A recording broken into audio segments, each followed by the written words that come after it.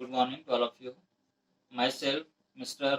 Parmanand Sahu, Assistant Professor, Department of Yoga, Sri Rawatpura Sarkar, university Raipur.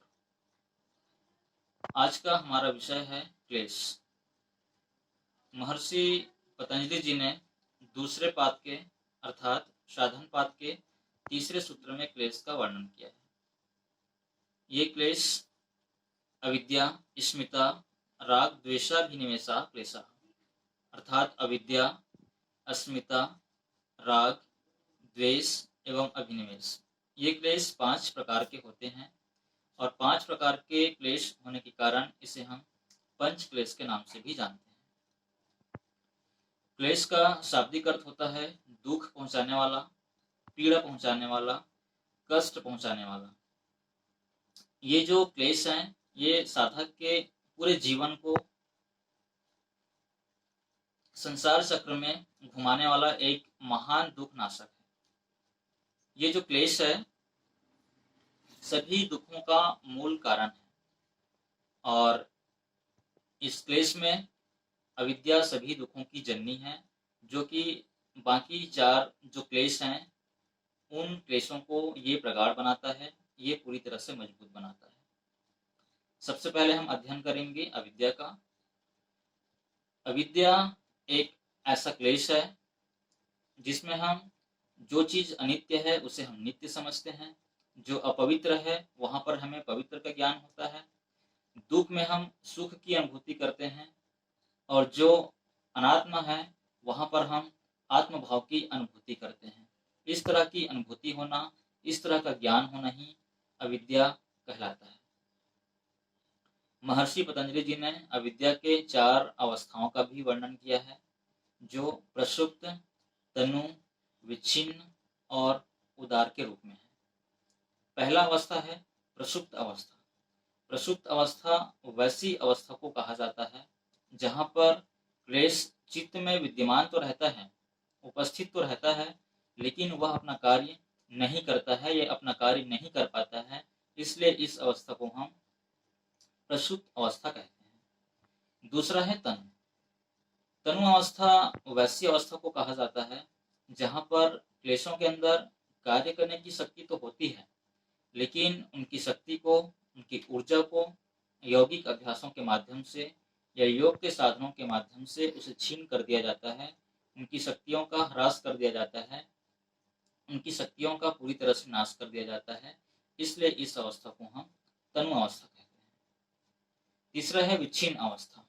विच्छिन्न अवस्था से तात्पर्य वैसी अवस्था से है जहां पर जब कोई एक क्लेश उदार होता है तो उस समय दूसरा क्लेश पूरी तरफ से दब जाता है।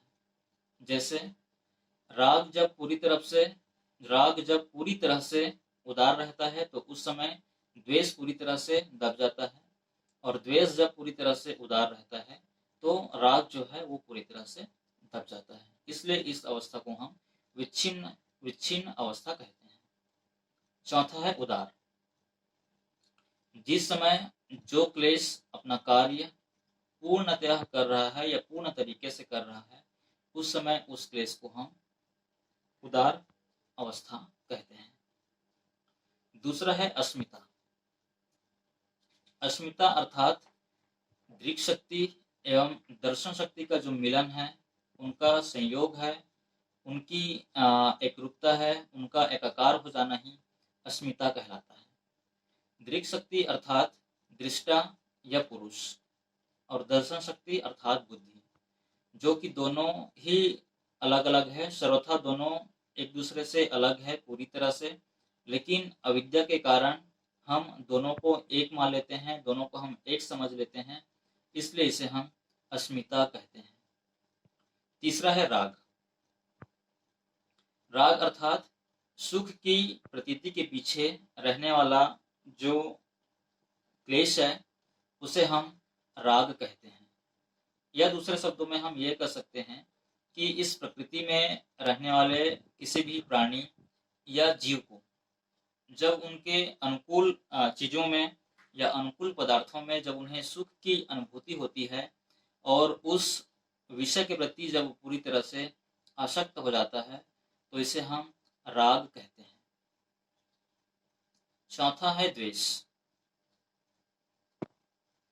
द्वेष है दुख की प्रतीति के पीछे रहने वाला जो क्लेश है, उसे हम द्वेष कहते हैं। यह हम दूसरे शब्दों में बहुत ही आसानी के साथ यह कह सकते हैं कि इस प्रकृति में रहने वाले प्राणी या जीव को जब किसी चीज से या जब किसी विषय से या जब कोई पदार्थ से उन्हें दुख की अनुभूति होती है या दुख की प्राप्ति उन्हें होती है, तो इसे हम द्वेष कहते हैं। पांचवा है अभिनिवेश। अभिनिवेश सबसे अंतिम क्लेश है। अभिनिवेश का शाब्दिक अर्थ होता है मृत्यु का डर या मृत्यु का भय। इस संसार में रहने वाले सभी प्राणी को या जीव को इस बात का डर रहता है कि मेरी मृत्यु जल्दी ना हो, मैं अधिक समय तक जीऊं। लेकिन इस तरह की भावना आना, इस तरह की अनुभूति हमारे मन में आना, ये पूरी तरह से दुख की अवस्था है या दुख है। और ये सभी चीजें जो है अविद्या के कारण हमारे अंदर होता है। इन चीजों की जो अनुभूति है, इन चीजों की जो भावना है, वो हमारे अंदर अविद्या के कारण होता है। तो ये पंच क्लेश है, अविद्या, अस्मिता, राग, द्वेष और अभिनिवेश, जिनका वर्णन महर्षि पतंजलि जी ने दूसरे पाद में किया है। Thank you.